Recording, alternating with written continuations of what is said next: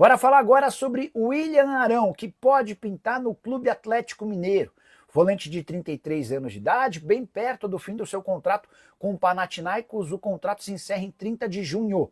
Ele até já pode assinar um pré-contrato, esteve nos planos do Santos enquanto o Paulo Brax mandava por lá. O Brax deixou o cargo, Pedro Caixinha, que era outro entusiasta da ideia, também não é mais treinador do Santos. Diante disso, dá para dizer que o Peixe recuou em relação a essa negociação. E o Paulo Brax é o novo homem forte do futebol do Atlético Mineiro. Diante da necessidade de um volante, Cuca tem batido na tecla sobre a chegada de alguém experiente com intensidade, cresce a chance de o Arão ser contratado. Ainda não há um acordo entre as partes, mas existe a negociação e dá para dizer que o William Arão seria um bom reforço. Jogador que tem sido titular absoluto no Panathinaikos, temporada atual de 39 partidas e 1 gol marcado. Todo mundo vai se lembrar da grande performance do Arão antes de ser negociado com o futebol do exterior, vestindo a camisa do Flamengo. A pergunta que eu deixo para você é: o William Arão caberia no seu time do coração, especialmente nessa condição de gratuito? Jogador que chega sem custos, já usa o espaço para comentário e registra a sua opinião. Beleza? Só para completar em relação a mercado, bastidores, né? Como eu estou vendo aqui de relance o jogo entre Red Bull Bragantino e Cruzeiro, destacar que o Juninho Capixaba está fazendo hoje seu 5º jogo com a camisa do Red Bull Bragantino no Campeonato Brasileiro. E essa notícia é ruim para os clubes que o procuraram. Posso assegurar que Atlético Mineiro, Cruzeiro, Flamengo e Palmeiras têm negociações no momento com o Red Bull Bragantino. Todos tentando contratá-lo para julho. Para junho, para ser mais específico, né? Só que só há interesse desse quarteto se o Juninho não completar o 7º jogo. Até 6 partidas, ok. Se ele fizer 7 jogos no Brasileiro, ele fica impedido de defender outro time no futebol nacional. E aí, para Atlético Mineiro, para Cruzeiro, Palmeiras e Flamengo, não seria interessante ter o Juninho Capixaba, tá? O Matheus Souza, quem seria um bom volante para o galão da massa?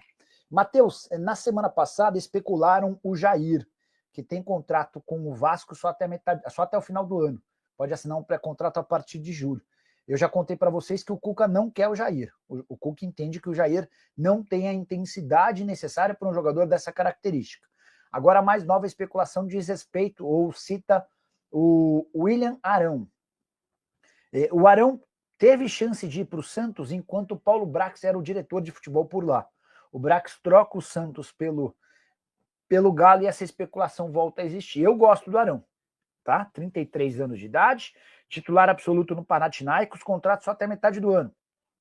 Para contratá-lo, basta chegar a um acordo com ele e você não precisa pagar compensação financeira nenhuma ao Panathinaikos. Eu acho que seria um nome interessante.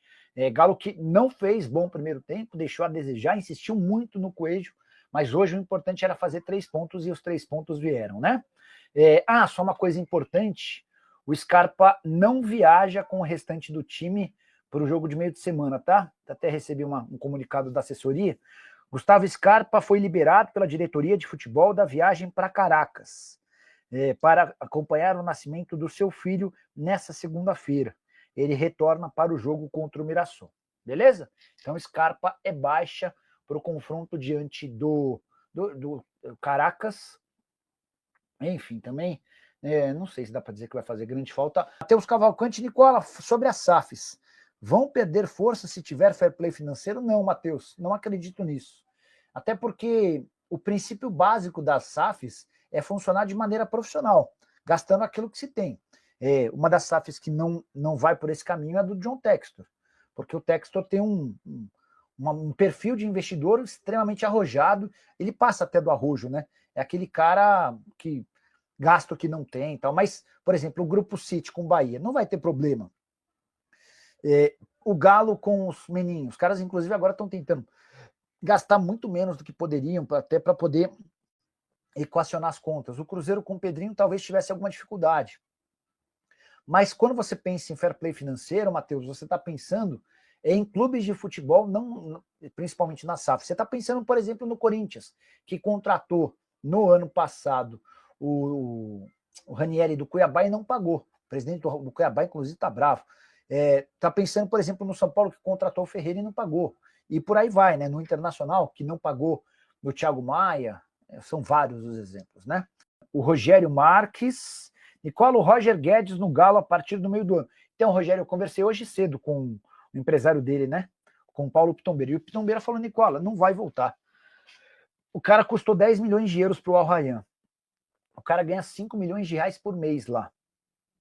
E ele é o artilheiro do Campeonato Qatari, é o craque do time, é o principal jogador da liga. Qual seria a justificativa do Al Rayyan para negociar esse cara? Nenhuma.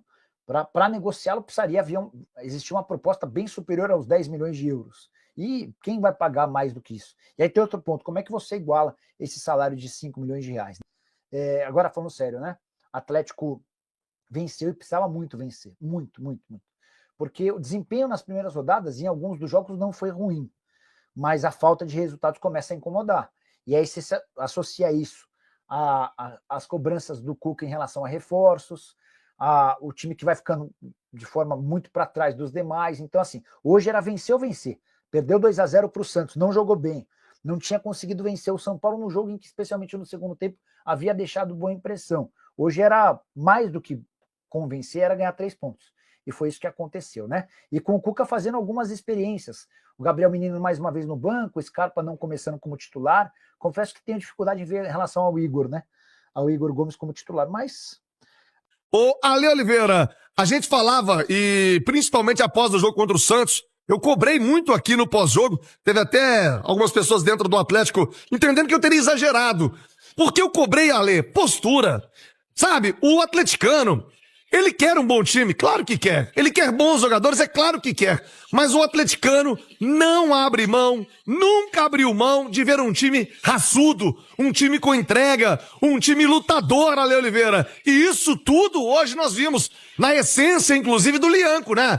Guerreiro, brigando, disputando cada bola. O atleticano não abre mão dessa intensidade, não abre mão de um time que lute até o final. Contra o Santos, foi um lesco horroroso, aquele primeiro tempo medonho. Hoje não, hoje a história mudou e o final foi outro, né, Ale? Sem dúvida, né? Isso é o mínimo, porque fase ruim, o time, o jogador individualmente ele vai passar. Isso aí é todo mundo, em todo lugar.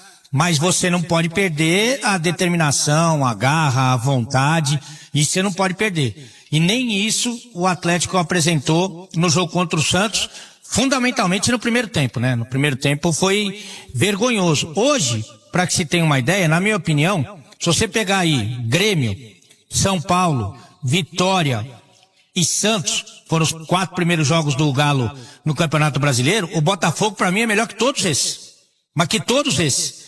Claro que você sente falta de um Luiz Henrique, de um Almada, mas esse time do Botafogo para mim é melhor do que todos os adversários que o Atlético não conseguiu vencer. E hoje o Atlético conseguiu uma vitória, na minha opinião, merecida e trabalhou muito para isso, né? No primeiro tempo com uma escalação um pouco diferente, que era mais operária, mais de corrida, de marcação, de movimentação, mas de pouca qualidade, principalmente no meio-campo. E no segundo tempo ele qualificou o time e aí o time chegou ao seu primeiro gol e depois criou mais oportunidades, inclusive. Mas para mim o Galo vence hoje, sua primeira